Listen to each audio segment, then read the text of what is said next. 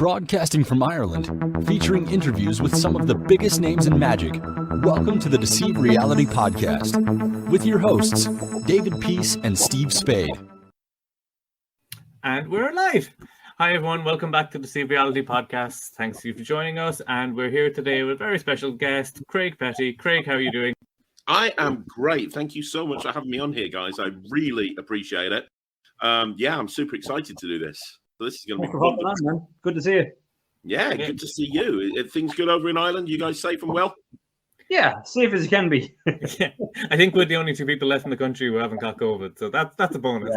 Yeah, I'm expecting the zombie apocalypse any day now, but we'll see. You know, I'd say the sale of baseball bats and hard 9-inch nails are gone. I'm working here. I'm working hard. Exactly. We'll get through it. So we always like to start the show about going back to the beginning. So I've heard you talking about a lot of stuff in career, but I can't remember hearing about how you got started in magic to begin with. So do you mind telling us how you started, got your interest in magic, and then why you decided to make it your job? Well, you know those really inspirational stories of having an uncle pulling a coin from behind their ear and then receiving a Paul Daniels magic kit and then falling in love with the art and all of that crap? That absolutely was not me. I had a kind of a weird journey into magic. So first of all, I did not get into magic until at 18. In fact, I actually hated magic up until that point. It pulled the crap out of me. But when I was 18, I was always into performing. And when I was 18, I had a gap year before I went to uni, and I spent the summer season being a redcoat at Butlins. I managed to get myself onto Butlins in Skegness as a redcoat. And part of my thing was to introduce the acts, and every single week there'd be a magician that would come over and do an act, and his name was Ulysses, and I fell in love. Not with him, with the magic, obviously. And I used to sit there trying to work out his tricks because he did the same act every single time, and I just couldn't do it. And eventually he taught me a few tricks, and he told me about magic shops. And I realized that in Skegness, there was a magic shop that sold stuff like Eddie Gibson coins and Svengali packs. I'm like, oh my God, this is amazing. So I spent the entire summer season at Butlins spending all of my money, which wasn't much anyway, because they didn't really pay you much at all, going down. And my one day off a fortnight or whatever it was, I'd go down to Skegness, blow as much money as I had on magic tricks, come back up, and then just try and do them to everyone. And I was terrible. I was absolutely terrible. I was like the worst magician in the world. I just couldn't I thought I was good, but I just sucked, and everything went wrong. Naturally, I'm very clumsy. I don't have much dexterity, and I find it hard to pick things up, which is very difficult, a very big problem for a magician. And so I finished with Butlins, and here's the interesting thing. I went to university and I carried on dabbling with it, but still not being very good. And then, have you ever heard of Camp America, guys, over in America? Camp America. It's basically a program where, you know, there's like loads of American summer camps. Well, Camp America recruit people from the UK to go and be counselors in America. And I've always wanted to go to America. And I thought this would be a great opportunity because I could work in a camp for like 10 months, I think it's 4 months. And I could backpack around for a couple of months afterwards. So in between uni, that'd be really cool. So there's like this big trade show thing in London where all the American summer camps come over, and your job is to try and sell yourself. And the problem is I had no discernible talents at all other than magic, and I wasn't really very good at magic.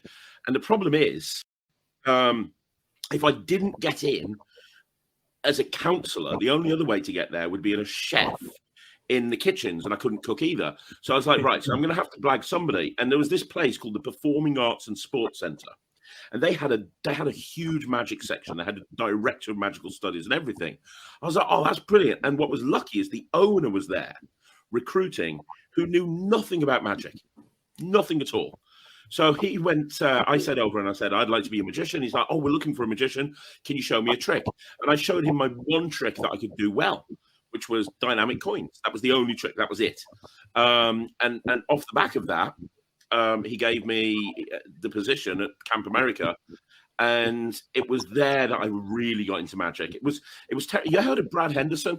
Like, he's one of the top magicians and mentalists in the world. Yeah. So here's the thing: when I went to Camp America and I went to this Performing Arts and Sports Centre, Brad Henderson was the director of magical studies. And there were 5 magicians there, 2 from Texas. I can't remember where they were from. 5 of the most amazing sleight of hand guys, young guys like me, 5 really amazing sleight of hand guys, Brad Henderson and me. And I realized very quickly I'd fucked up and I was completely out of my depth because they were all sitting around a table. It was like a week before the counselors came and they were all doing these fancy moves. I was like, I can't even shuffle a deck of cards. And they were like, well, before we get started with the syllabus, let's show each other a trick. And they all did a trick and each one was more mind-blowing than the next. And then he came to me and I was like, I can't do card tricks. He's like, don't worry, show us a coin trick. Can't do coin tricks. What can you do? And I pulled out my dynamic coins. And it was at that moment that Brad realized he was fucked. Because at that point, he realized he couldn't send me back to England. He was stuck with me and I didn't have a clue. So he locked me in a room for a week with nobody wanted to do coin magic. So he locked me in a room for a week with a copy of Super Magic by Paul Harris, a copy of Bobo's Coin Magic, and another book, and said, right, you're the coin guy. And I said, I don't know coin magic. And he said, yep, learn. So I spent the entire summer teaching magic and getting really good at coin magic. But like the counselors, the kids that I was teaching, we were basically learning this shit together because I didn't really know what I was doing.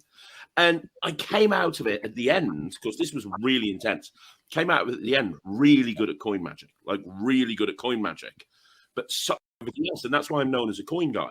Most people get into magic because of cards, right? Because playing cards, it's an instant gratification.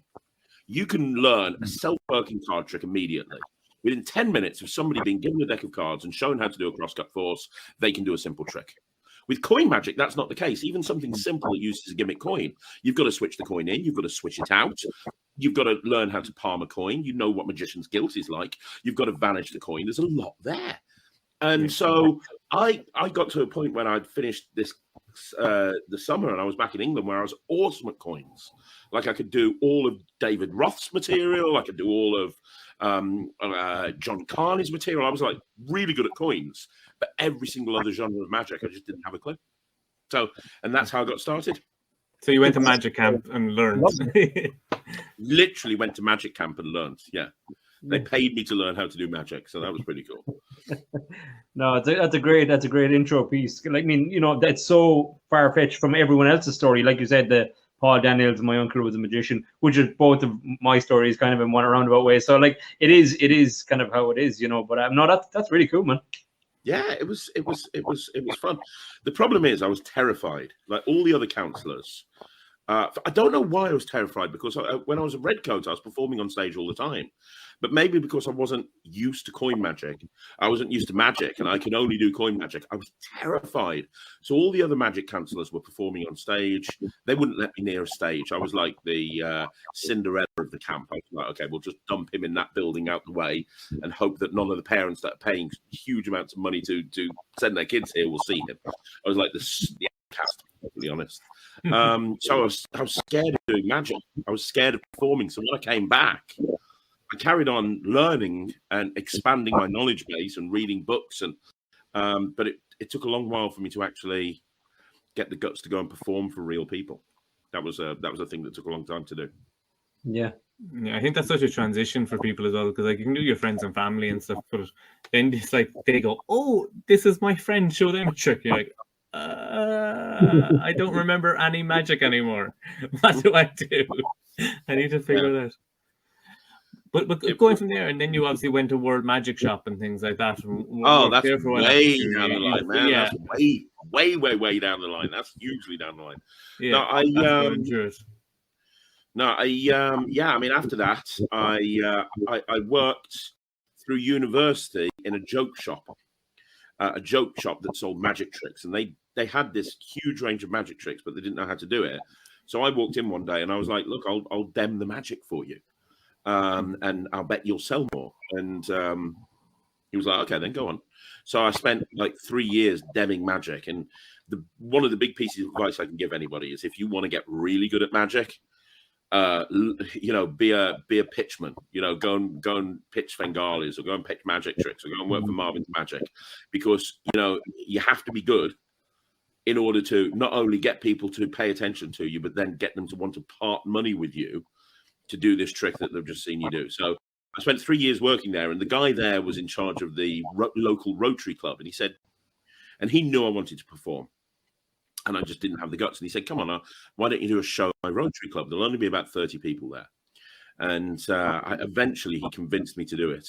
And I remember the gig. I just died on my arse. Just died on my arse. I almost fainted at one point. Like it was that bad. And it got worse and worse and worse. It was a long time before I actually started performing. After that experience, when I finished uni, I still did magic, but I kind of moved away from it a little bit. And set up my background's in marketing. I've got a BA and an MA in marketing. So I set up a marketing company, which I called Magic Force Promotion. So it was still kind of, I had the name Magic in there, but I wasn't really doing magic at that point. I was running this marketing company up in Leeds, and it was very successful. And then one day I got really ill that I almost died. And I was living on my own up in Leeds running this company. And I just couldn't, I got rushed into hospital. I had emergency surgery. It was very touch and go, and I was okay. But they said, you're going to need like 3 or 4 months. You can't go back into work. And I was like, I can't run this company without being there. So I sold the company and I moved back down to the Midlands to move back in with my parents in order to kind of recuperate. Mm-hmm. Because I just couldn't do anything. And while I was there, while I was there, I bought a house down there. And I thought I'll stay in the Midlands. And I did. And then I ended up working for another a gas and electric company. You know those annoying people that knock on the doors and try and change the gas and electric over back in the day? I was the guy that trained those people up. So it was me that sent them out. So for every single person that's had one of those people knock on their door, I apologize. But while I was there, and there's a reason for me telling you this. So while I was there, I realized I wanted more. I'd started while I was ill and I was recuperating. I just picked up playing cards again and I started performing again, and not performing, but I started practicing and, doing magic again. And I was like, you know what? I love this. And I hate knocking doors and training people to knock doors. I hate this. And everybody was telling me, oh, you should be a magician. You should be a professional magician. You're really good at this. You should be a professional magician. I was like, I should be a professional magician. So one day I walked into my boss's office and I told him to shove his job up his arse, and then came out and became a professional magician, and realized very quickly that I had no work and I made the biggest mistake of my life. And that's the problem, isn't it? Like, everyone has this wonderful idea to go and become a full-time magician, but what they fail to realize is when you become a professional magician, the magic is not even secondary. It's completely immaterial. Learning business, learning about marketing, learning about sales, customer journey, admin, bookkeeping, marketing, accounting, whatever it may be. That's the stuff. And that's why so many people quit, because they become a full-time magician because they love magic, and then they realize very quickly that most of the stuff they're doing isn't magic. And you can actually probably end up doing more magic if you're a semi-pro or a hobbyist. Because you were saying before on something about you were doing that marketing on one of the days on your YouTube channel, but you stopped it because people weren't watching it. And I think that's a clear sign of why it doesn't work. Yeah, it doesn't. It doesn't. And I can get into marketing in a bit if you want me to, but we'll probably bore your audience. Just magicians don't care about marketing. They really don't. Not even the professional magicians care about marketing. Which is why there's so many magicians that are just living on a gig by gig economy and not really doing as well as they could be. And it's that old expression, isn't it? What's the difference between a magician and a savings bomb? Well, a savings bomb will eventually mature and make money. It's that, and it is true. So I fell back into doing markets. I thought, well, I've got no gigs. What I know I can do is I can sell magic tricks to idiots. So there were in the Midlands where I was living, there were loads of markets. I was going to say, I thought you were saying there's loads of idiots. I was like, whoa. There's plenty of idiots, loads of idiots. In the Midlands, there's fucking millions of them. There's also loads of markets. And I planned out a week schedule. I was like, right, on a Monday, I can do this market. On Tuesday, I can do this market. Wednesday, this one. Thursday, this one. Now, I don't know if you've ever worked a market stall before. Yeah. In order to do it, you have to be there, and they give the pitch out on the first come first serve basis, and they give the pitches out at 6 o'clock.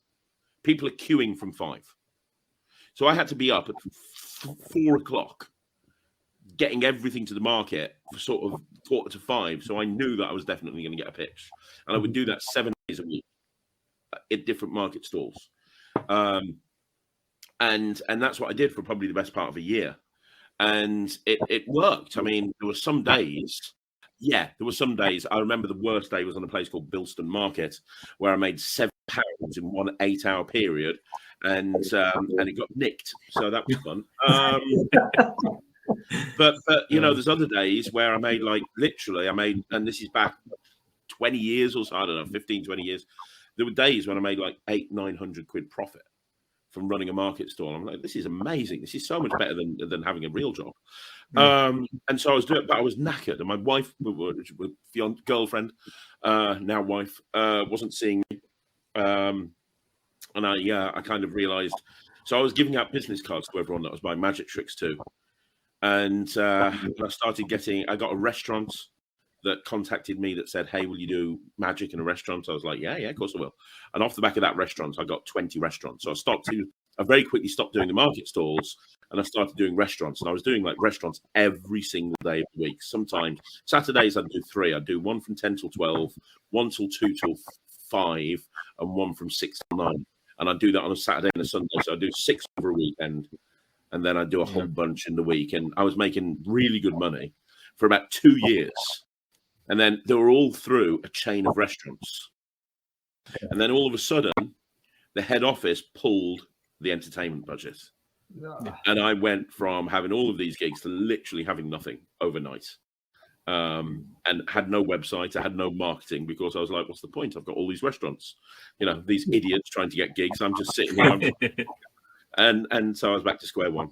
And it was around about that time that I started going to World Magic Shop as a customer, because they were just down the road from me in Birmingham. And David Penn wasn't even involved back then. It was a guy called Costas Damianu, who you might know from... I've heard the name, yeah. Yeah, he ran another magic company after that. Can't remember the name of it, but whatever. Costas Damianu and a guy called Jim Traynor. And David Penn got involved later on, and that's a whole other story that I'm not going into. But what ended up happening is Dave got involved in the company. I was just a customer. And Jim asked me to release some magic tricks through them, because I was all this time I was always fascinated about creating my own tricks. I was creating tricks, and I'd written a few ebooks, and Jim asked me to produce some magic tricks through them. So I did a DVD on the flipper coin, a few different DVDs, and then Dave Penn got involved, and he said, you know what, we should do a review show. And this is back in the day when there weren't online review shows, there weren't podcasts, there weren't anything like that.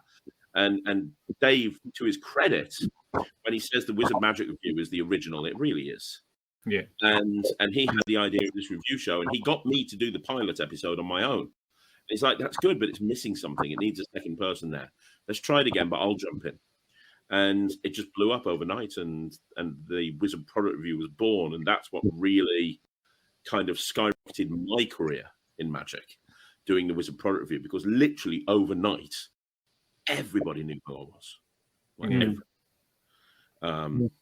which was crazy. Like at the height of the Wizard Product Review back in the day when I was on it with Dave, we were doing 50, 60, 70,000 views a week. It's crazy. I remember going to Magic Live with Dave, and we were celebrities, man. We were celebrities. We were walking through Las Vegas, and everybody was coming up and wanting selfies with us. It's like we're just sitting on the sofa in Birmingham doing this review show, but because there was nothing else like it, we were like celebrities. Like I remember seeing David Stone, and I said to Dave, "There's David Stone, bloody hell, mate! There's David Stone." And I walked over, and he was like, "Craig, Dave, let me have a selfie with you." Paul Harris did the same thing, and I'm like, "This is just mental. This is mental." So yeah, I mean. David Stone is a big one, because me and Steve met for the first time at a David Stone workshop in Ireland. And I remember the first time I walked in, I was like, to anybody else, this is a random person walking down the street. And to me, I was like, I've watched like all this guy's DVDs. He's on my telly like all the time. This is like a celebrity is walking around the place. You sound like a weird pervert, Dave. Yeah. I was stalking him for the whole day. It was weird. Yeah, no, you were. But yeah, no, but it is that. It's one of those industries, I think, where, you know, if you're into rock music or something, even if you go to a big guitar convention or a tattoo convention, whatever, you're not going to meet Slash or you know, just strolling around. But in the Magic community, yeah, there's David Blaine, there's Dynamo, there's whoever, you know, they're just there. They're no different than kind of the general public at that point. Exactly. And this is back when there was nobody else doing it. It was just me and Dave. Me and Dave, we, you know, it was just us, and it was great. It was great. It didn't last forever, and that's well documented. People don't realize I didn't get paid to do the Wizard product review. Okay, I did it for the fun of it. Yeah, Because it was a laugh, and I was hanging out with Dave Penn, and it was a giggle, and I was getting to learn all the new tricks and everything. I didn't get paid for it. And it took up a lot of my time. It took up probably about 2.5 days a week, especially towards the end, because it was originally in Birmingham. And I don't know if you guys know this. Most people don't. I don't drive. Don't have a license. Never seen the need. I've managed to do like thousands of shows, not drive. So, you know, I'm not going to start now. But in order to do the Wizard Magic review, it eventually moved fucking miles away to Rugby. So I used to have to do like catch 3 trains, a taxi. 2 taxis, 3 trains, 2 taxis, like just both ways to get there. It was like an 8-hour round trip to do this twice. And I was basically not spending any time on my own business. Yeah. And ultimately, there were 2 reasons why I left the Wizard product review. And I've talked about this. I don't want to dwell on it, but there's 2 reasons why I left. The first reason was I released a product called Red, which I'm sure is well documented by now. And it wasn't my product, and I failed to do the market research properly, and I fucked up. And because I've been the guy for years that was on that review show going, how dare you not credit, when I did it, oh my God, a shitstorm came down on me. We had death threats. My wife had death threats, like seriously. Crazy. A fucking magic trick. We had the entire community. Like, you should read some of the stuff at the Magic Cafe and the videos that were put up. They're still there. It's fucking nuts. So there was that happening, and I was very, very angry and upset all the time, really pissed off, because every single time I went to the Magic Cafe, or every single time I went on Facebook, I'd see more hate. I'm like, this is fucked up. Why am I even doing this? And the second thing that happened is Sarah, my wife, came back, and now to put this into context, I didn't have to do many gigs because my wife was the head teacher of a very large primary school and made good cash. So basically, she kept me. So I didn't have to really do many gigs. And she came home from work one day and she said, I've got good news and bad news. She said, the bad news is, well, the good news is I'm pregnant with who would eventually become Rylan. I was like, that's fucking amazing. She said, yeah, the bad news is now you need to sort your shit out because I'm not going to go back to work. I'm done. And if you can't make this magic thing work for you, then we're going to have to make other arrangements. And I didn't want to not be a professional magician. Yeah. So I kind of, you know, when you get one of those light bulb switching moments where everything in your life changes, that's when it all changed for me. And I realized if I wanted to carry on doing what I love and I wanted to provide for my family, my unborn son and my child, and my wife, sorry, I knew I needed to sort my shit out, basically. And so there were a few things that I did to do that. I basically removed myself from the magic community completely. I left the Wizard product review. I removed myself from any negativity, and I just went full on and focused on the business side of things. And I teamed up with a guy called Russell Leeds. We set up a company called Nonstop Kids Entertainment, which isn't in Ireland, but it's pretty much everywhere else. It's the largest children's entertainment company in the UK. We do 15,000 parties a year now through Nonstop Kids Entertainment. Then we set up another company called Slightly Unusual, which is entertainment agency for magicians in the UK. Nowhere near as big as Nonstop Kids, but we probably do about 5,000 events a year, so it's about a third of the size. And they became very, very successful. And I just literally had nothing to do with the magic community. I didn't go to conventions. I didn't watch online stuff. I still bought tricks from time to time, but most of what I was doing, I was still creating magic every day. I've got files of stuff dated year by year. I was creating stuff, but I was creating it for my own personal use. And the reason I was doing that is because I was done with creating from my point of view. I'd released 25 products over the course of 4 or 5 years, which is a lot for any creator. And it got to a point towards the end where people were coming up to me and going, "Oh, we want you to create a trick." And it was almost feeling forced. Do you know what I mean? Yeah. So when I see shit tricks coming out, and trust me, guys, I see a lot of shit tricks coming out. I know that creator has probably had a couple of good tricks come out, and there's a company somewhere that's saying to him, "Now we need another trick. Now we need another trick," and he's just scraping the bottom of the barrel and finding more barrel, and then he's packaging it up and selling it. And a lot of the time, that's the case. So I carried on creating magic for myself. But I left the community. I'm just focused on the business, and I focused on my family, and it was absolutely the best thing to do. And I had absolutely no intention of ever coming back to magic ever again. As far as I was concerned, magicians are come. They can all fuck off and die. The best thing to happen, in my opinion, was if an atomic fucking bomb went off in the middle of the Winter Gardens in February. That would make my fucking day. That's how I felt. I was really bitter towards the community. I was really bitter towards magicians, and I thought, you can all fuck off. Funnily enough, I just shared something on Facebook the other day. I had a memory come up from 5 years ago, and it was like, I'm doing my last lecture ever. I'm never doing a lecture again. I haven't done one in 4 years, but somehow I'm convinced to do this one. I fucking hate magicians. I don't know why I'm doing this lecture. Fuck off. I'm never doing another one again. You can all die, or something like that. And I don't even remember doing that lecture, but apparently I did, according to Facebook. Yeah, and I was done. And then I came back. That whole thing of never say never. I've got a very good friend. He's one of my best friends in the world. His name's Nemid Phoenix. Don't know if you've ever seen him. You look a little bit like him, David. He's an incredibly talented magician. Incredibly talented.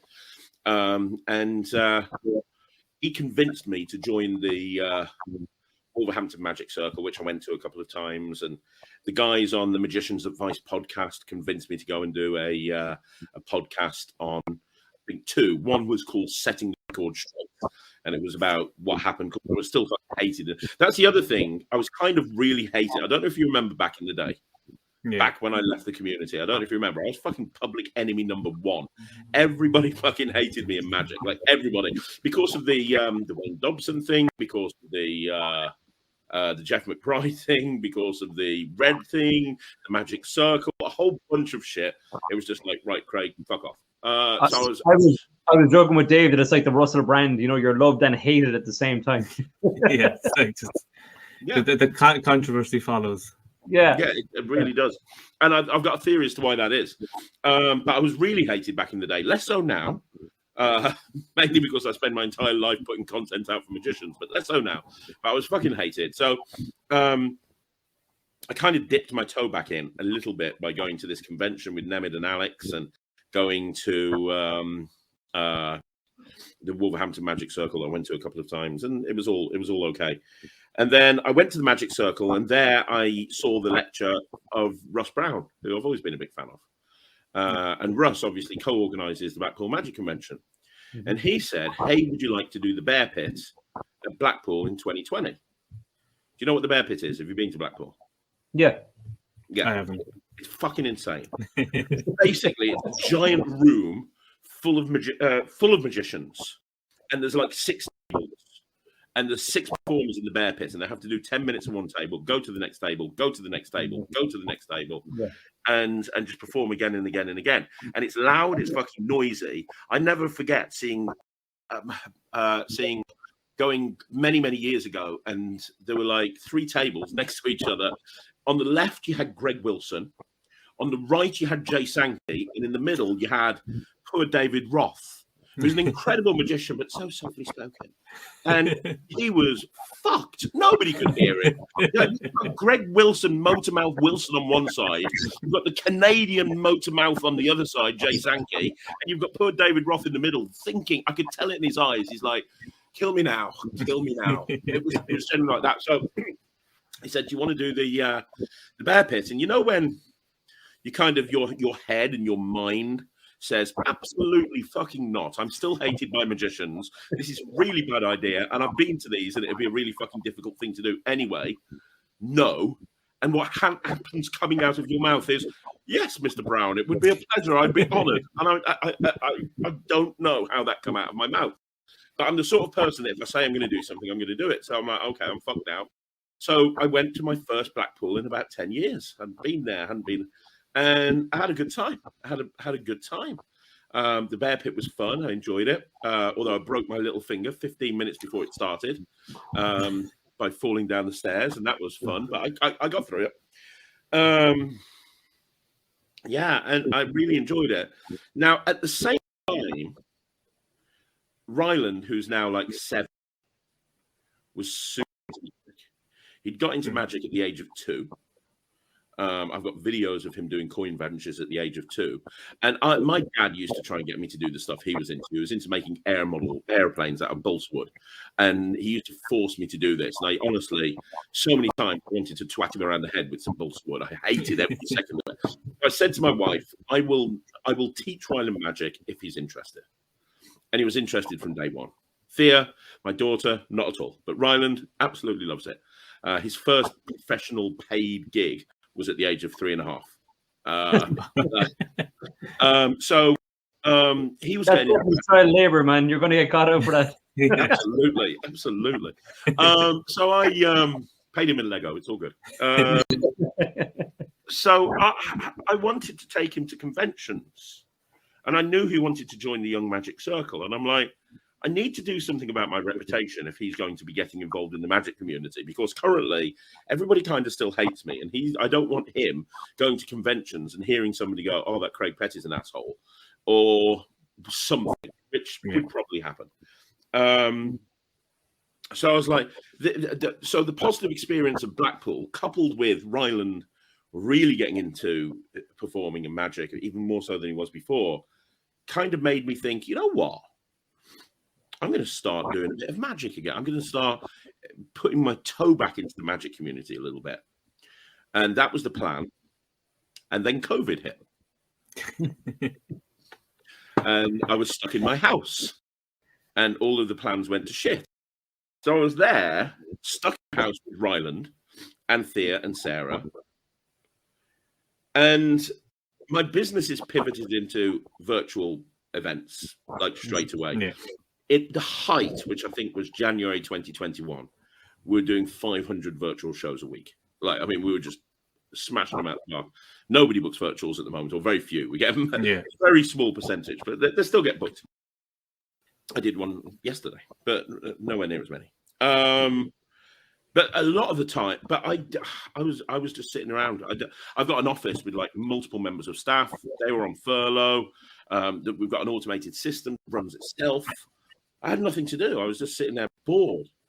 And Rylan said, "Hey, let's buy a magic trick and have it delivered." I was like, "Okay, let's go on Penguin and see what they've got." And we had 3 or 4 tricks get delivered. And we sat there and we were learning this one. And I was like, "This is pretty good. I think it could improve though." And we were looking at it together. And I was like, "You know what, Ryan? You want to do a little show on the internet, and we'll do a little review show and talk about it?" And he was like, "Yeah, okay, yeah." So we did this review show and we put it up on YouTube, and we called it the Craig and Rylan Review Show. And we reviewed one trick, and it was in my studio where I do my virtual parties, so you could see the Non-Stop Kids banner behind me, and there was shit everywhere, and it was just intended to just have one video go up, and it blew up. And then we said, well, let's do a second one then. Let's do a third one. Let's do a fourth one. And I could see Ryland was loving it, which was my reason for doing it. Ryland, it was helping him so much because he was having to learn. I was making him perform them. So he was having to learn 2 tricks a week and perform them and get them to a level where he could perform them confidently at the age of 7, which is not easy to do in front of, but he was loving it. So we were doing them every single week. And the views and the comments were getting bigger and bigger and bigger, and more comments and more subscribers. And people started asking me questions. And I was like, well, okay, well, I'll deal with these questions. How am I going to deal with them? I know. I'll do a video answering all of these questions. And that became a video, which then became the magic stuff to go up on a Thursday. And then people started asking me about marketing and what to do and how to keep your business going in a pandemic and how to get virtual shows. And I was like, right, okay, I'll do these marketing videos on a Monday. And before I knew it, I was doing like 10 videos a week, which I enjoyed doing. Rylan was helping me with them. He was helping video edit them a little bit. And him and I were doing it together. And we're doing 10 videos a week. And the channel was growing and growing and growing and growing and growing. And it was getting bigger and bigger and bigger. And yeah, I mean, it just grew organically. At some point, I kind of said to my wife, I said, you know what, if I'm going to do this, I may as well do it properly.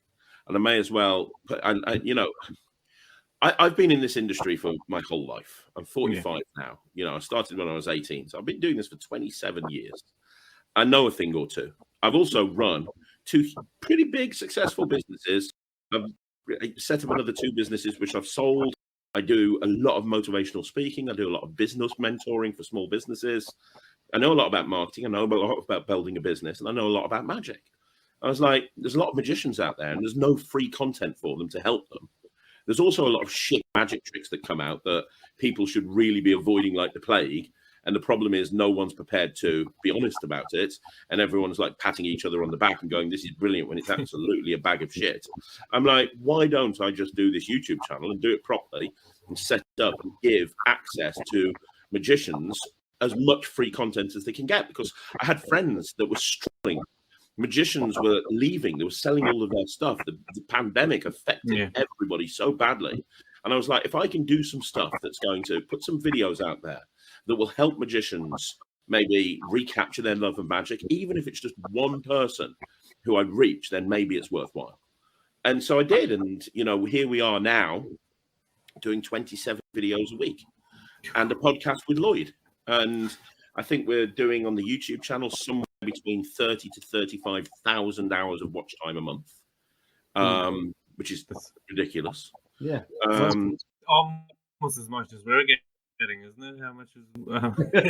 I think we get maybe 1 hour a month. I think at the moment this is pretty good. One day, man. I hope to be. I hope to be where you and Steve are. Absolutely.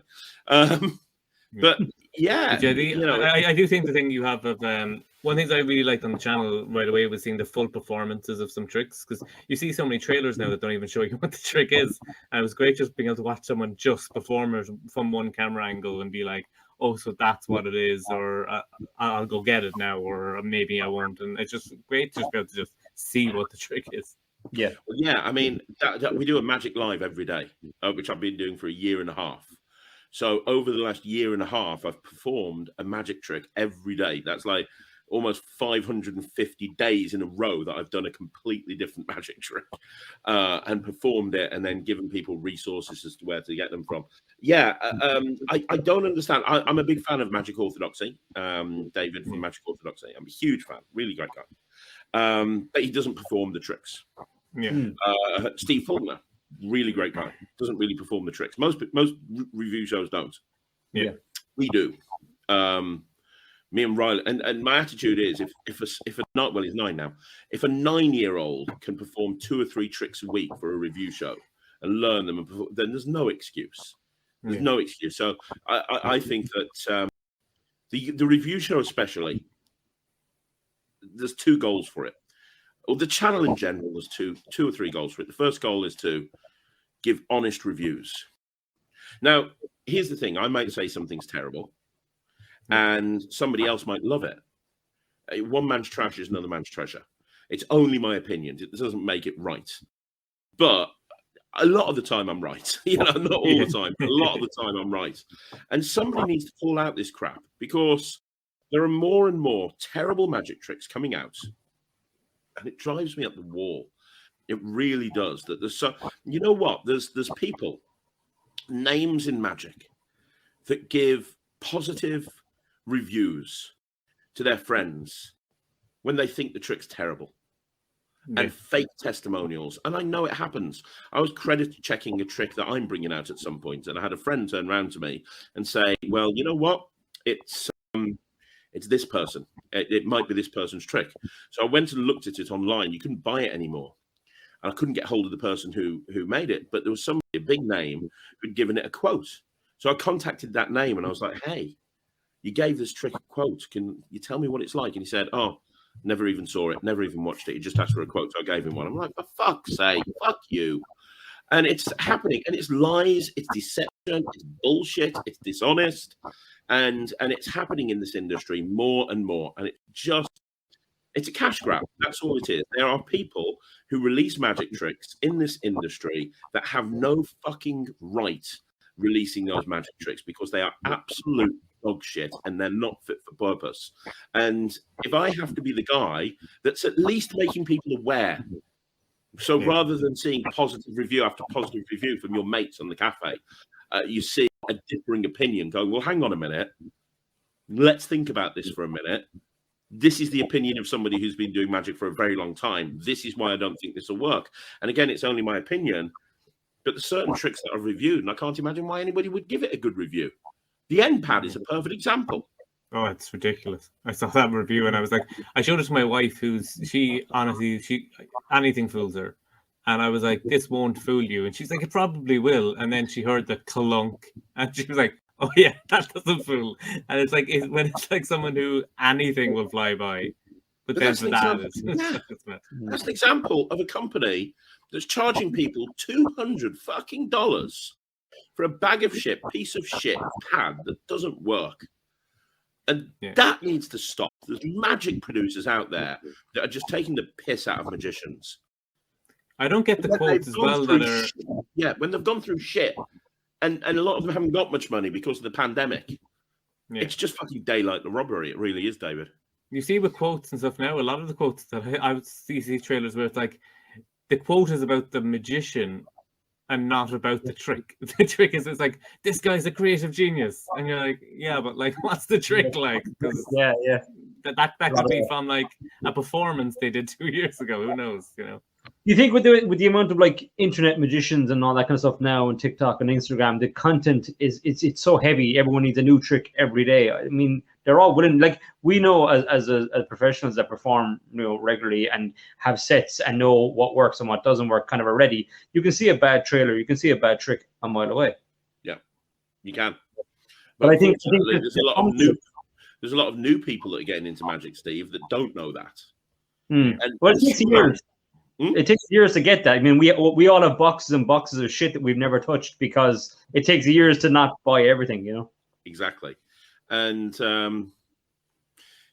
mean, you know, some of these kids that are getting into magic, they could be the next David Blaine, they could be the next Dynamo, they could be the next Shim Lim, but they're not going to be if they just experience nothing but cack shit tricks, end up wasting their money and leave the industry. So, you know, so the channel is designed to realistically just give people as much solid working advice as I can. And you said it before, you might love me, you might hate me, and that's very, very true. And I am a bit of a controversial character. And the reason I'm a controversial character is because I'm one of the few people in the magic community that is prepared to put my head up above the parapet and say, this is shit. Find one other reviewer that took an end pad and smashed it to bits live on camera and said, this isn't fit for purpose. You know, I did the rant for so long because you know, there's so much crap out there, and everybody tries to play it safe in magic. Everybody tries to play it safe. Everybody wants to be friendly with everybody. You must have been to a magic club, because I have. When there's a magician there at that magic club that's done an act or done a trick or something, maybe they've been in a competition or whatever, and you're watching them and you're thinking, that's the biggest pile of shit I've ever seen in my entire life. That is embarrassing. Oh my God, my eyes are bleeding and I literally want to rip them out with a rusty spoon so that I don't have to watch you anymore. But then those same people will go to that person afterwards and go, good job, good job, well done, good job. We lied to everybody. Well, when we lie to each other, all that's going to happen is we've all met those people at gigs. I don't like magic. You probably would if you'd seen a good fucking magician. The reason you don't like magic is because you've seen a shit magician. Because there's a magician somewhere that performed at their magic club and everyone said their trick was great, rather than saying, actually, mate, your double lift sucks, your presentation's terrible, and have a fucking shower. Nobody ever fucking says that to them. So they go out and they stink up the fucking gig and make everybody like fucking hate them. And then those people go to another gig where a good magician comes along and go, oh, I don't like magic. And then it's up to people like you and me and David to win them over. And you've been there. I bet you guys have been there where somebody said, I don't like magic. And then afterwards they go, I didn't like magic, but I like you. It's not because you're the best fucking magician in the world. It's just because you're better than Chuckles the fucking clown that they saw 6 months ago at an event where he couldn't fucking do anything but pull his fucking thumb off. I think it's like the thing of when you're in music and stuff, like as people say, like if you see a bad band, you don't think you hate music because people hear good music all the time, but they never see good magic because they only ever see, maybe it's probably like even just a 6-year-old nephew or that uncle who's just pulling coins from behind people's ears, and that's all they've ever experienced. And then they might see a kid's magician performance and they're like, that's not really for adult entertainment, and that's all they've seen, a lot of people, and they haven't seen anything. We talked about that before, you know, like where you went to see like a headlining act like Metallica, and then you went to see a tribute of Metallica. Even if they were shit, you wouldn't be like, I hate Metallica now. Metallica suck. You wouldn't go that extreme. But if you see an amateur or a semi-professional magician and he just dog shits a trick, then your whole attitude changes towards magic. You're just like, oh no, I don't want to see any more magic. There was this guy one time, and I've had it at gigs. I'm like, oh, we had this guy before, and I'm like, yeah, forget about that. That's not what's going to happen tonight, you know. But you're trying to do the hard sell on something that should just be walk in as a professional and just do your show. And jokes that weren't funny 20 years ago are still being said. It's because we're not being honest. We're not being honest to these magicians. There's no other magicians that are saying, actually, mate, you suck balls. There's nobody doing that. And then you have people that are giving fake testimonials to other creators to try and sell products. And it's becoming a commercialized mess. And like I say, to go back to my original point, you said that, you know, oh, you might love Craig, you might hate Craig, is like Marmite. And that's absolutely true. Because I'm prepared to turn around and go, that was a shit performance. Just like I'd want anybody to turn around to me and say that's a shit performance, as long as it is, and they've got a valid reason for saying this is crap. I'd like people to call me out. As long as they can say why, and it's not just that shit, fuck off. It's like, tell me why. What can I do better? Don't just say it's shit and walk away. Yeah, I think it shows your genuine passion for magic, Craig. To be honest, I don't think it is a, you know, just saying that it's a shit trick for the sake of saying it's a shit trick, or you might like the magician who created it or whatever. It seems irrelevant. It seems that you just want good product out there to kind of, and I suppose it's being having your son and having his interest. You don't want him to slide away from it just because he spends $100 on a bad trick or something. Exactly. And that's the reason why I buy everything I review myself. I don't get it from Murphy's. I don't have it sent to me. 99% of the stuff that I review, I buy myself. So how did you convince your wife that you could spend 200 quid on an implant to break over your knee and then on other shit tricks? She knows. She knows. She does the accounts for the company. She knows. It's all tax rate. It's all tax rate off. That's the great thing about buying magic tricks when you work as a magician. Yeah, here's the thing. I'll give you a piece of advice if you ever set your own limited company up, right? I'm good at certain things. I'm terrible at certain things. One thing I'm really good at is marketing and sales. That's my thing. That's my background, marketing and sales. Really good at marketing, really good at sales. Shit at everything else. Organization, money, accounts, absolutely terrible. So when we set up the companies, I made myself marketing director and my wife, Sarah, was made managing director. So basically, in essence, she's my boss. Here's a tip. When you're setting up a company and you're going into partnership with your wife, don't make her your boss and then have an argument with her that evening. Not good idea. But she's super organized. She's next deputy head. She's super organized. She just knows herself inside out and back to front. If I had been running these companies, we'd be bankrupt now and I'd have a warehouse of really cool fucking shit. As opposed and when you get caught in when there's money laundering and gets brought up as well, that's all on her as well. Like you're only the head of marketing. She's the one that's going to jail. So you know, I'll look after the kids, and yeah, I'm sure she'll be fine. Absolutely genius. There is a topic that like I like talking about, but I never bring it up with a magician. They don't care, and this will probably lose the whole audience. But it's something that I know you're very passionate about as well, which is the similarities I see between magic and wrestling. Because I love wrestling. It's like my thing. I love it. So do I. So I love the things like talking about things. People talk about being magic and like, should you tell people, especially when you're doing mentalism, that is really psychic or stuff like that. And I always use the thing of like kayfabe of like when you're on stage, it's kayfabe. But then when I'm like sitting in the bar afterwards, I'm quite happy to be like, yeah, sleight of hand, but I'm not gonna be like on stage doing that. And I like that, and also like the character thing of like just turning yourself up a bit is very similar to wrestling and things like that. I think there's lots of similarities. For example, for sure. I mean, you know, there's so many similarities. It's ridiculous. I mean, the question I get on my channel all the time is what's important? What's most important, having good sleight of hand skills or being an entertaining person? And my attitude is both are important. You can get, I mean, obviously it's important to be entertaining, but you can get by without sleight of hand skills. And the perfect example I use is Hulk Hogan, who was the worst fucking wrestler in the world, and had like 3 moves or something: a leg drop, a kick, and a back drop. But he was one of the best wrestlers of all time because he had the showbiz mentality. He had that X factor. And you see, but then you've got people like AJ Styles and Chris Jericho and so on, and Daniel Bryan or Bryan Danielson, depending. The American Dragon, who they're like the equivalent of the sleight of hand experts. They're amazing, but they're also entertaining, but in a different way. And there's so many parallels. I think a lot of magicians would do a lot fucking better on stage if they watched a few promos from some of the best promo artists. Sit down today, get them to watch a ton of CM Punk, get them to watch a ton of Shawn Michaels, get them to watch a ton of Ric Flair, get them to watch a ton of Triple H, get them to watch these people, and they will be much better at delivering on stage. And it's characters, like you said, is a perfect characterization. Look at arguably the greatest wrestler of all time is The Undertaker.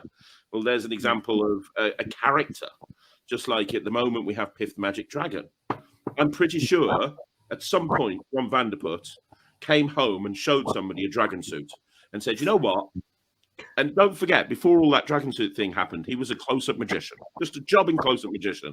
And at some point, he had the idea of getting a dragon suit and putting the whole act together. And at some point, he showed somebody for the first time. I'm pretty sure that when he showed that person for the first time and said, look, this is going to be my act on stage now. What do you think? That person is going to go, you're a fucking idiot. Well, now, all these years later, he's headlining Las Vegas. So if that doesn't tell you how important characterization is, then nothing will. But yeah, I'm sure there's something else. There'll be loads of Undertaker magicians walking around the place now in a few years. Oh yeah, full dead man. D. Christopher has that one wrapped up, the fucker. Yeah, D. Christopher is pretty close to Undertaker. Oh yes, he is. Yeah, as somebody who works quite closely with D, he's definitely Undertaker. Yeah, he scares me a little, that guy. Yeah, wrestling and magic for sure. So many parallels, and I'm a massive wrestling fan.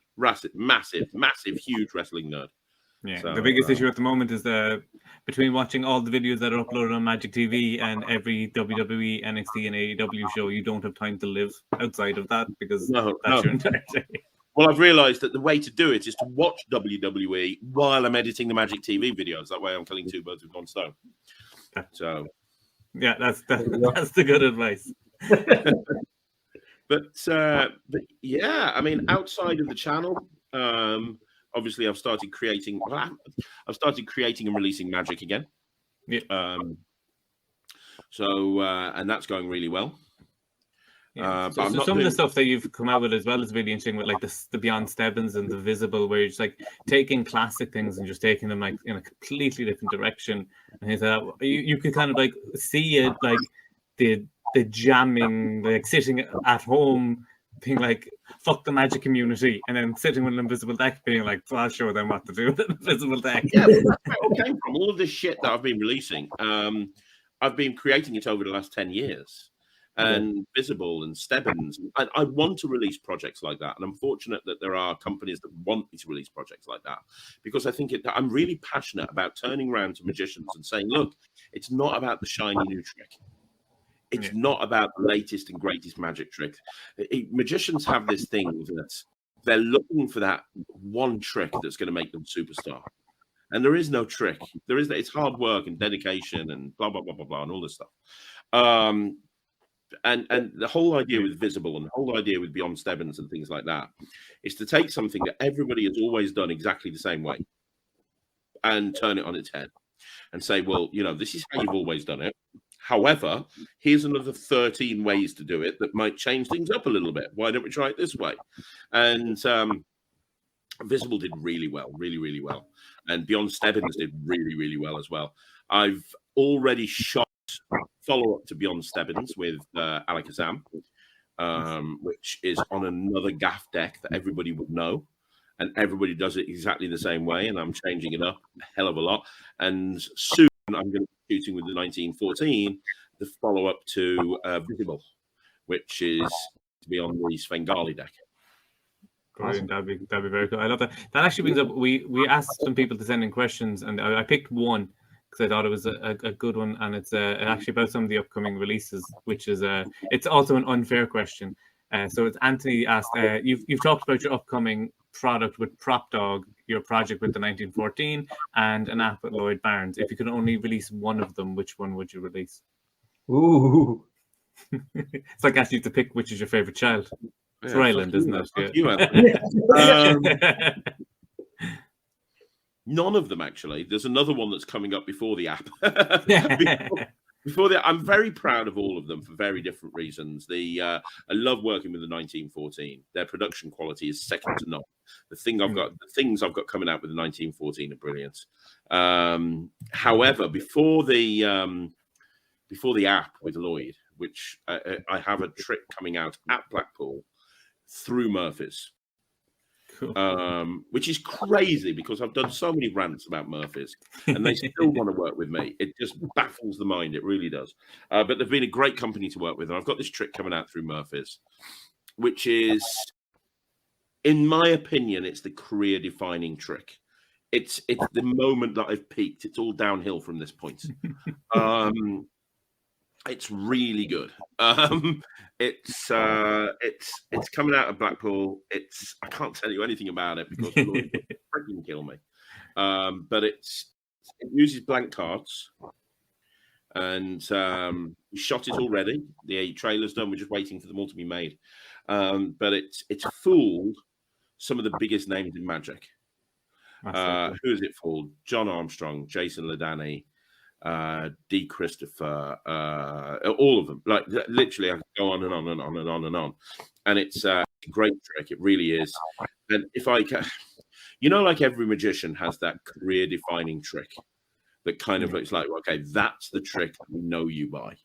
But then they bring other stuff out, but it's all about that trick. I think this will be my career-defining trick. I think this is going to be the trick that everybody's going to buy. I was in Prop Dog because I've got a trick coming out through Prop Dog in Blackpool, and I went there to just make sure that all the props were in place and everything was fine, which they were. And I showed it to a couple of customers there, and they were like, "Oh my god, that's going to be Trick of the Convention at Blackpool. There's no way that can't be Trick of the Convention. Nothing else will come that close." Now you never know, but I think it's pretty damn good. We'll have to wait for that now because we can't get over. So we'll have to. Well, it'll probably be refreshing Murphy's website. Yeah, it's very, very good. It's the next trick I've got coming out. No, it's not. I'm lying. I have another trick. I have another trick coming out with Alakazam at the end of this month, which is another one of their wallet series. I'm a huge believer in the wallet series that Alakazam are doing. I think it's a really good idea because one of my pet hates magicians that get caught out and about by laymen and they go, "Oh, you're a magician. Can you do a trick?" And you go, "I've got nothing on me." Shut the fuck up. How can you not do a trick? You've got nothing on you. Shut up. Don't be a dick. So I love everyday carry, but it has to be organic. For me, a deck of cards is not everyday carry because you wouldn't carry a deck of cards around with you. A chop cup is not everyday carry. You can't go, "I'm going to put chop cup in my pocket and go out and walk around all day." That's not an everyday. You wouldn't normally carry. An example of everyday carry is something like Keymaster, my routine Keymaster, because people have keys with them. It's examples like that. It's like an app on your phone. Whatever it may be. So I've got a thing coming out through Alakazam next, which is an everyday carry item, and that's in their wallet series. That's coming out at the end of the month. And then at Blackpool, I've got this. Which to answer Anthony's question, if I could only bring out one, it'd be the I've just told you the name of the trick. Bollocks. We can bleep that. Please bleep that because fucking we'll Murph bleep kill that. me. Yeah, but I've got that coming out, and that's going to be my career-defining trick. I've also got a trick coming out through Prop Dog, and I've got another trick coming out through Alakazam. It's one of the. You remember I said I've got this thing coming up, which is a project on a particular deck. Yeah. That's what that is. So, and I'm really excited about that. So, yeah, 3 things coming out of Blackpool, which is great because I'm lecturing now. So I'll have something to sell. I was thinking for your lecture, you should start the lecture by demming your new thing coming out, and then say, "I'll tell you what it is at the end," and then just do a whole lecture on marketing, and people have to sit there to find out what the secret to the trick you demmed at the beginning is. It's the only way people will learn. Force people into watching marketing content. I think that's a really good idea. Well, I've got this thing coming out called Netrix. I've got a lot of the stuff, not a lot, but there's a big section in there on marketing, which I've put in there on purpose because, in fact, there's a virtual business coach in there as well. So on one of the levels, you get a virtual business coach, which basically guides you through how to take your business to the next level. And it gives you weekly stuff that you need to do that you can implement into your business that won't cost you a penny, that will help you take your business to the next level. That's so good. My best advice that I always got was I married an SEO expert, so it helps quite a lot. Great, I have to pay a fortune to my SEO expert. Yeah, it's great. It's like I just listen in to the workshop she does, and I'm like, oh, that's done. And then I decide, do you know what? I'm going to remix everything. I'm going to take the word magic off my website and just use a different word that nobody's Googling. And then just see my own thing plummet and be like, whoops. You should definitely listen to it more rather than trying to be artsy with stuff. Mm-hmm. Do you have any advice for someone? As you're saying, like you've set up the 2 big companies that you've been working on. For someone who's looking at trying to get more marketing or get out there, good ways to like advertise being a magician. Yeah, I'll give you a big tip. I'll give you 2 big tips. 2 little tips that you can implement for free that will help. Are you on LinkedIn, David? Yeah. Do you use it? Be honest. Rarely. Okay. How many connections have you got? I don't know. I'll check. Here's what I want you to do. I'm going to give you and anybody who's listening to this, they're probably switched off at this point. I'm going to give you some homework. What I want you to do is go on LinkedIn. And I want you to reach out and connect with people, but they've got to be very specific people. I want you to reach out and connect to people that you already have a relationship with. So it might be event planners that have hired you. It might be managers of restaurants or wedding venues that have hired you. It might be entertainment agencies. It might be anybody you know that you've ever met. Get used to adding them on LinkedIn. You meet somebody for the first time, go, oh, what do you do? Oh, right, are you on LinkedIn? Most people are on LinkedIn now. If they work in a business in one way or another, connect with them. But they have to be real people. Don't just go and spam a load of people you don't know. Then set up a profile so that it looks engaging and interesting. So it's like, hey, I'm David, and blah, blah, blah. There's a lot that you need to do with regards to that side of things. Now, there's a reason I want you to do that. This is a way that you can get a ton of leads for free without paying a penny. Do you know something called Google Alerts? Yeah. You ever heard of Google Alerts? Yeah. So it's something that you can set up on the internet. And what it is, basically, you can do a Google Alert for any search term. So you could put, for example, awards dinner, Dublin, for example. So what would happen whenever a new thing goes on the internet, on Google, and gets indexed, it will send you a report by email of that thing, and you can click on it and you can see what it is. Okay? Now, this is what you're going to do. You're going to create Google Alerts. They're free to get. You're going to create Google Alerts for every single type of event that you do in all the areas that you do. So I don't know where you're based, but it might be cocktail party Dublin, cocktail party blah, cocktail party, blah, and then, wherever. So you're going to do that. You're going to create a load of Google alerts. And what that's going to do is that's going to have it so that every single day you're going to have a report of a load of new things that are coming up that are related to your search terms. Now, 90% of that is going to be bullshit, and you can delete the email, and you'll tell immediately it's rubbish. But then there's going to be stuff that comes up every day that is really interesting. It'll be a web page that's gone up by a company, and it'll be something like this: we're planning our corporate event. We're having a party in the summer. For tickets, please contact Jane Samuels on blah. So in other words, you will get notified when companies are putting pages up on their website advertising their summer ball or whatever it may be, depending on what search terms you've got, right? But you will always have in there the name of the person that's organizing it. For tickets, contact the organizer, blah. You'll also know the name of the company and where the company is based. So now, every day you're going to find out the leads. Set yourself up a spreadsheet. Every day you get a list of Google alerts. Pick the ones that you think might work for you, that might need a magician. Put that information into a spreadsheet. Just put their name and their company name in there and where they're based. Then you're going to go on LinkedIn and you're going to do a search. You're going to find that person. Okay? And what you're going to do is you're going to search for second-degree connections related to you and that person.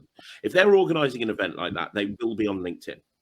So you can do a search for second-degree connections. Now on LinkedIn, you've got first-degree connections, second-degree connections, and third-degree connections. If it's a first-degree connection, it's somebody I am connected with. So if I was connected to you, David, that would be a first-degree connection.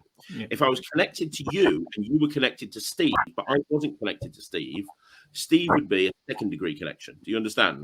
Yeah. So in other words, if I do a search for you, if I do a search for this person that's organizing this event, I can see how many contacts are connected to me that are also connected to her. So, for example, if I do a connection, and because I'm doing this locally, there will be a number. So, for example, I might do a search and I'll find the person and I'll see that there's 10 people that I've got a connection with on LinkedIn, but they're also connected to this person. 10 people. Normally it's between 5 and 10. So what you now do, you now send a message to all 10 of these people. And you just go, hi, blah, and I've already got it so I can copy and paste it. Hi, blah, hope you're well. Hope you had a good Christmas and a good New Year. I was wondering if you could help me. I can see you're connected to Doris Samuel at XYZ Company, and I've been told that I should connect with her as she is organizing an event, and I think she might need a magician. Would you mind just letting her know who I am and connecting us? That would be amazing. Nobody will ever say no, because that's what LinkedIn is for. LinkedIn is to help business people connect to other business people. That email, that message that you're sending in LinkedIn is a common message that they will get every single day. So think about this for a second. First of all, you've generated the leads for free by using Google Alerts. Second of all, you're now going to create a warm lead, because you're going to reach out to all 10 of these people, or 7 of these people, or 5 of these people, depending on how many connections are connected to you and them. And all of those people are going to reach out to this Doris, and they're going to say, hey, Doris, have you heard of Craig Petty? He's a magician. I think you should connect with him. He's really awesome. He'd be great for your event. What do you think Doris is going to do? Doris is going to do one of 3 things. She's either A, going to check out my profile. Well, she's going to do one of 2 things. She's either going to A, check out my profile. That's why the profile needs to be good. If the profile looks shit and you haven't posted on there ever, Doris wouldn't give a crap. But first of all, she's going to check your profile out, look at your show reel. Then because so many people have suggested you contact her, she contacts you. She's going to send you a message going, hey, Craig, I'm Doris. I've been suggested we connect. I've got an event I'd like to speak to you about. Yeah. In that case, you don't even need to sell. They've already told you how. They've already told her she's organising an event. She probably doesn't know what she's doing. She knows she needs entertainment. She's had 10 people on LinkedIn tell her that you are the person to speak to. All you have to do is go, hey, Doris, yes, would you like to book me in? This is my price. Boom. The other option is she connects in your profile and she doesn't send you a message. That happens probably 2 out of 10 times. If that happens, I leave it 3 days, and then I connect with Doris myself, and I say, "Hey, Doris, I've just had so many people reach out to me and tell me that I should connect with you. Apparently, you're running some sort of event, and I'm a magician. Can we talk?" I've never had anyone say no, because normally, if they haven't sent me a message, of course they're too busy, they go, "Yeah, let's get on a call." I get an 80% conversion rate on bookings doing this, and it's completely free. You don't have to pay fuck all. All you have to do, all it's going to do is cost you time and effort, not money. You just have to have a really engaging LinkedIn profile.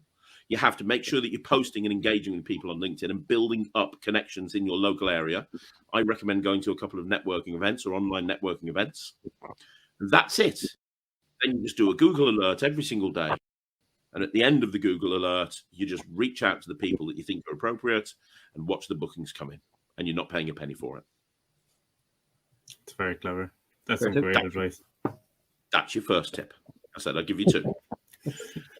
Your second one, how many times have you been to a gig? He's writing this all down. I can see him. How many times have you guys been to a gig and somebody's turned around to you and said, well, 2 things, actually. I'll give you 2 tips. It's kind of the same thing. How many times have people said to you, "Oh, can I have a business card?" Yeah. Happens all the time. So what do you do, David? What do you do, Steve? When somebody says, "I want a business card," what do you do? Give them a business card. If I have one, or then link them to like social media or something. No, shut the fuck up. You don't give them a business card. Well, you do, but you don't. Right, listen. If somebody asks for your business card, it's normally because they've got something in mind. 9 times out of 10, it's because they've got something in mind. You just need to find out what that is. So when they ask for a business card, you just go, "Yeah, I could give you a business card. Have you got an event in mind?" And they'll normally go, "Yeah, I'm getting married next year," or "My daughter's getting married," or "Yeah, I've got a company party." "All right, okay. Yeah, I mean, I specialize in that. Absolutely, I can help you with that. To be honest, I'm really busy at the moment. Fear of loss. What date are you looking for? And I'll just check to see if I'm available." "Oh, I'm looking for this date." "Yeah, I am available. I tell you what, I'll give you a business card, but can I take your phone number? And I'll give you a call in a couple of days, and I'll tell you all about what we do." "Yeah, okay, yeah, great. What's your phone number?" "Okay, brilliant. So what day's good?" Wednesday. Any particular time?" 10 o'clock. "Great, okay, I'll give you a call at 10 o'clock on Wednesday. I'll drop you an email when I get back from this gig, and I'll just send you a couple of videos. I'll speak to you on Wednesday." So now, because what's going to happen if somebody asks for your business card and they've got a event in mind and you just give them a fucking business card? What's going to happen is they're going to put that business card in their pocket. Then they're going to get pissed. Then they're going to go home and they're going to take their suit off. And then they're going to have like a few weeks where they've completely fucking forgotten you. And then it's going to get to a point where they go, "We've got that event coming up. We should get a magician like the guy we met a few months ago." "That's a good idea. Didn't you get a business card?" "Yeah. Do you know where it is?" "Got no fucking clue. Let's Google someone." And you're just going to instead give the idea to somebody to have a magician, and then it's going to go to the person who's got the best SEO, which, by the way, is probably me. So the way to deal with it is instead, get into the habit of when somebody says, "Can I have a business card?" just saying to them, "Yeah, have you got an event in mind?" If they say no, say, "No problem. Cool, here's a business card." But I'm pretty much can guarantee you they're going to say yes. That's very good. Yeah. It's good to try to get their business card too, as well, as if you can even use it for an effect. It's always kind of good to get theirs and use that. Yeah, you can. Yeah, I mean, absolutely. The other thing is, I said there were 2 parts to that. The other part is, how many times do you guys have somebody ask to, "Can you teach me a magic trick?" Yeah, people love that. What do you do? What do you do when somebody says, "Teach me a magic trick"? What do you do, guys? Like it doesn't happen all the time, but like if you have time, you know, you might be able to show them something quick. If they hit kind of a bit of a, but I know you should probably like link them a video or something after the fact, an email or something. What do you do, David? I have sometimes I show them things. I did create me and Steve, we did a beginner's magic thing before. So in the last year, I sent them a video I have of Crazy Man Handcuffs. Okay, here's what you do. Spend an afternoon filming 12 YouTube videos. Make them unlisted. 12 YouTube videos. Each one of them is you teaching a really simple trick. So one might be a cross-cut force. One might be a simple magician's choice with 3 coins. whatever, 10 really fucking simple bog basic tricks, 12 really simple bog basic tricks. And you create these 12 videos and you put them unlisted on YouTube. And each video goes, hey, I'm back again. Here's the trick. And you just perform and explain the trick to them. Then you go into some email automation. It can be Infusionsoft. It can be MailChimp. MailChimp's good because it's free. And what you do is you create automation, which is very easy to do. Basically, all you're going to do is you're going to create a series of 12 videos with a 30-day timer between each video. So all that's going to happen is you're going to create an email, and the email is going to go, hey, it was great to meet you at the event earlier on today. I promised I'd send you a video. Here it is. Hope you enjoy it. Remember, I'm going to send you another 12 of these. By the way, if you need a magician, give me a call. 30-day timer. Next one. Hey, back again. I hope you enjoyed the trick last month and you showed it to some people and blew them away. I've got another trick for you today. Remember, if you need a magician, give me a call. You're going to do that. This whole thing will take you a day. And you'll end up with a series of 12 emails going out over the course of a year that you don't have to do anything because it's all automated inside a free piece of software like MailChimp. Then you're going to attach that to a contact form, which again is free inside MailChimp. And you're going to put the link to that contact form on the homepage of your phone. So now when somebody says, can you teach me a trick? You go, look, I'm really busy. I've got to get around everybody. I haven't got time. But what I can do is I can send you a trick when I get back this evening. I'll send you a video teaching you how to do a really simple trick. And then I'll send you another one every 12 months, every month for a year. So at the end of it, you're going to be a master magician. All I need is your email address and your first name. Brilliant. Bah. And there's a timer. There's a 5-hour timer on the first one. So it'll get sent later on that evening. So now they're going to get an email sent out for a year, every month with a new trick. And you don't have to do anything. You just take their email down at a gig and then you let the automation do all the work for them. Now, over the course of that year, do you think that person is going to either A, need a magician, or B, meet somebody who's planning an event that needs entertainment? Of course. Very fucking likely. Yeah. Do you think that they will recommend nobody? Or do you think they'll recommend a person who's been emailing them for a year, giving them tricks that they can show their colleagues and their friends and their kids' friends at school? Because don't forget, every email has got a call to action. If you need a magician, give me a call. Or do you reckon they'll just say, oh, no, I don't know a magician? They'll recommend you. Yeah. So now every single person you're meeting at an event that's asking you to teach them a trick, you're turning them into an advocate for your brand. Very good. I really like that. I like the idea of like being nice is your like marketing strategy. Oh yeah, like getting it out. Because I think it's very good as like just that way of, because a lot of people have like the mailing list and stuff, and then you're like going, oh my god, what do I send to my mailing list? And it's like it's so good just be like have one that's automated that does 12 things, job done, straight up. That's definitely a golden tip. So I'll edit that out of the podcast so nobody else hears it. We will just have the bleep continue from the earlier on and just carry on all the way through that. Old-fashioned technical difficulty things comes up on like the opening. No, that's great. It's such a, like you said, you know, like being a magician and especially being a professional one where it is what you do and that's it. You know, there is so much more of it. It's show business. It's not just the show. It's so much of it is the business and all that other side of it. And a lot of people don't see that. You know, they just want to be David Blaine, just want to be a street magician or whatever it might be, and it's not that. I mean, I'm a full professional magician, and it's sometimes it's not easy. You have to adapt and change. The virtual world has definitely showed that. I mean, we saw it firsthand that even bookers, you know, the way there's like magicians kind of all similarly do, you know, same tricks, and there's that kind of clone mentality that everyone's doing Omnideck and everyone's doing this and everyone's doing that. And I was only in the space of maybe 2-3 months. I had bookers contacted me going, oh, we had such and such and such and such, but they all did the same thing. They did this. Do you do this? We don't want you to do this. And I had 5 or 6 bookers contacted me going, please don't. Yeah, Blackguard and all the generic shit, you know. And I was like, yeah, I won't do any of that. You know, I'll do completely the opposite.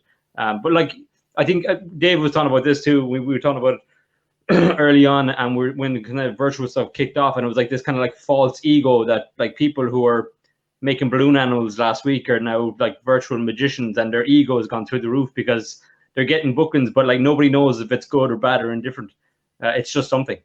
Yeah, it was such a new Yeah. format that came out of nowhere that like really blew people away. And I always found that the thing at the start as well being like a lot of the people who are like the top performers were nervous to go into it because you don't want to like have your standards drop for some reason, or like you don't want it to be like, oh, I do miracles in person, and now it's just like equivocate.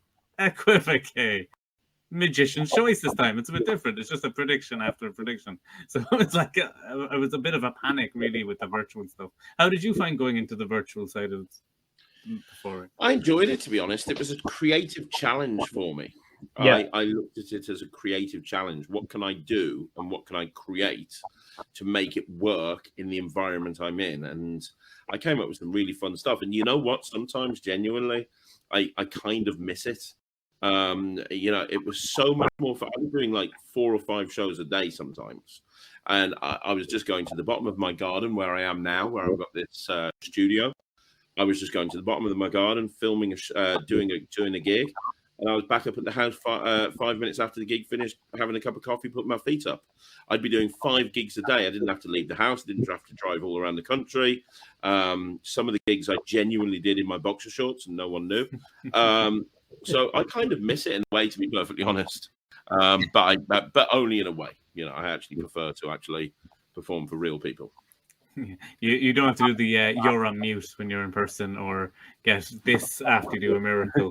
You're like, I've become a bit of an expert when it comes to Zoom at this point now, to be perfectly honest. Yeah, my biggest thing is like I never realized how much of performing was just about getting like applause from people, because once applause when everyone's muted, I was just like, God, like this hurts. I need actual applause. This is like I found that weakness in my personality while doing the virtual shows. Mm-hmm.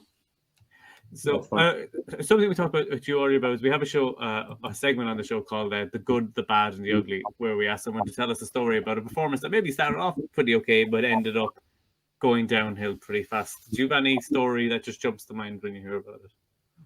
I got a couple. Fucking millions. That one time something went wrong at a gig, you know. Well, okay. So when I decided I wanted to do stage magic for the first time, I got put off it because the gig went so badly and it took me 5 years before I could get back on stage again. But when I first decided I wanted to do stage, I don't know how it happened, but I was working with a guy called Russell at the time. And we put this. We had a phone call from a comedy club up in Warrington, and they said, "We've heard you're a comedy magician. Would you guys come along and do the headlining act at our comedy club?" And I was like, "Yeah, no problem," and committed to it. And it was in 2 weeks' time. Now there were only 2 problems. I wasn't funny, and I wasn't particularly great at magic. Other than that, it would have been fucking brilliant. And me and Russ. Like, oh, this is incredible, and we're all really excited. And what we should have done is spent a long time putting an act together, whilst in reality we just didn't bother, and then we thought about it the night before. And they wanted us to. There were 2 halves, and they wanted us to close the first half by doing 20 minutes at the end of the first half, and close the second half doing 20 minutes at the end of the second half, 25 minutes. We're like, okay, brilliant. So we put all of this stuff together, which was pure shit and just not funny at all. And the way that I had this amazing idea for a lottery prediction, and I had this, it was before the Mindbuster pad by Labco. It was like a Fabrice clipboard or something, where you get somebody to write on this clipboard and there's a little monitor in the back and you can see what's written on it. And so the whole idea of this is I would be on stage and I'd say, Russell, go backstage and get the balls for me. And he would be backstage, and backstage he would have a flat change bag and all of the balls from 1 to 49 that we got from like some pound shop in order, so he could see all the numbers. And the concept was I would get the person to write the numbers on a piece of paper. He would see the numbers, he would drop them into the flat change bag, and then bring the balls out to me. That was the whole idea. So I said, Russ, go and get the balls for me.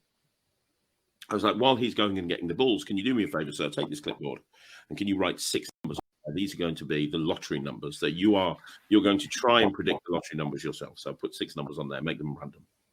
So he did, and I made a big deal of him saying, tear it off, blah, blah, blah, blah, blah. Hold it in your hand. Don't let me see it. I was like, Russell, can you get the balls and bring them out, please? And nothing. So I've never been on stage before, and I'm now on stage. Like, very awkward situation, because I'm waiting for him to be. I can't do anything else with this trick until he brings the balls out. So I'm like, Russell, can you bring the balls out, please? And he said no on his mic. I still can't see him. I'm like, what do you mean no? And he's like, I can't find them. And I'm thinking, how can you not fucking find them? They're sitting there backstage. And just think about it from the audience's point of view. It's a comedy club, and I'm just arguing with my mate on the mic, not even in a funny way. And I look out into the wings, and he's kind of going, which I interpreted as the clipboard didn't work. Now, I'd got no stage time and had no experience. I didn't know what to do about this. And I thought, well, hang on a minute. I need to think. I'm going to buy time. I'm going to kill time for a second here. I was like, do you think you can find them? He's like, probably not. And this is all happening over the mic. I'm like, do you think you left them in the car? And he went, definitely not. And I'm like, fucking hell, this is just dreadful. And I thought, I'm going to have to try and use the clipboard again. And this guy was holding this folded up piece of paper. So I walked over to him and I said, well, while he finds the balls, ladies and gentlemen, remember this piece of paper has been folded by this gentleman over time. And as I said that, I flicked the thing open with one hand. I was like, oh, look at that. I've accidentally flicked it open. I can see your numbers. We're going to have to write them down again. At this point, I wish the ground would just open me up and I would fucking die. So I was like, right, I'll get him to write them down again. So I said, write 6 more numbers for me. Here's the clipboard, write 6 more numbers. I knew it had worked this time because as he was writing the numbers on the mic, I heard Russell go, yes! Which obviously gave the game away. Fucking brilliant. So he brought the bag out. And I got somebody else on stage and I got them to reach in, and the balls were in one section and reached in and blah, blah, blah, blah, blah. It had died at that point. Everyone hated us. And he'd written 1, 2, 3, 4, 5, 6 on the piece of paper. So it was so fucking anticlimactic because he was bored, I was bored, the audience was bored. Now, we knew it was shit. We knew it was shit. And it didn't help that all the other acts before us were fucking brilliant and we were terrible. We knew it was shit. And the guy that organised it, remember, he told us to do 25 minutes at the end of the first half, 25 minutes at the end of the second half. He said, and he was filming everything. He was filming fucking everything. And he filmed our act. He's like, oh, we've made a decision. You were so good. Rather than going on at the end of the second half, could you go on at the beginning and just do 5 minutes instead of 25 minutes? I know what this is fucking about. And I was like, oh, yeah, you're going to film it? He's like, no, we've run out of tape. Even though afterwards he found a lot of fucking tape. And it was a fucking digital camera anyway. So, you know, the second half just went to shit. But the worst part about this whole thing is they put the guy who was opening the second half on to close the second half. I will never forget his name. His name was DJ K Weezy. And his thing was to take topics from the audience and rap about them. So the guy made us sit down in the audience in the front row after we finished our 5-minute act. And I had to sit there for 25 minutes while this guy rapped about how shit I was. Oh, Jesus. Nice. That hurts. Yeah, it's awful. 5 years before I had the confidence to go on stage again, I was like, fuck this. You know, when you have a bad gig and you walk and you go back and you're with somebody and you kind of laugh it off. There was no laughing. It was complete silence in the car, just complete and total silence. It was the worst experience I've ever had on stage in my entire life. It almost put me off doing magic for good. So I had a thing before where it put me off using the nest of wallets for about 4 or 5 years. First time I was using it, practiced it at home, it was fine. Brought it out to the gig, borrowed an engagement ring, loaded it in, and then as I was opening the wallet, the tongue flicked the engagement ring under the table that they were all sitting at, which meant I had to kneel down and crawl under the table to receive someone's engagement ring. And that was the first trick I'd done at that table, and I had to do like an extra 10 minutes from there. And that was the first table of the night. And it was just like the first trick, first table went like that. And I was just like, I didn't use the wallet for like about 2 or 3 years, and then I was like, okay, I'll start again and just put extra attention when I'm performing it now. It's one of those things where you think it's almost, it's easy, I got this, and it's like, nope, should have been paying more attention. Man, that's terrible. Yeah, nothing kills your mystique like crawling underneath a banquet table, or I guess sitting there while people make fun of you in rap as well, just to really push it up. Nasty stuff. Absolutely. So we just want to say thanks, Craig, for coming on, because we really appreciate it, and for sharing all the great advice and everything. And for people who haven't gone to Magic TV, definitely go there, and with all the products coming out as well.